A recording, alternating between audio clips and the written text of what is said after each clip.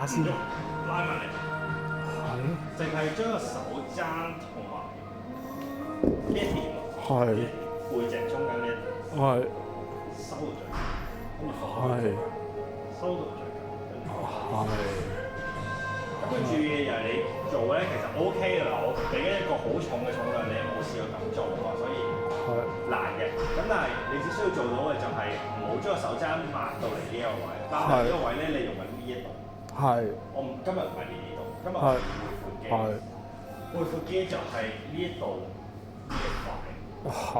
叫背闊肌就係其中一塊最大面積嘅肌肉。係。唔係最厚，但係最大面積。係。咁就將呢一點同埋呢一點扯到最短。係。扯到最短。係。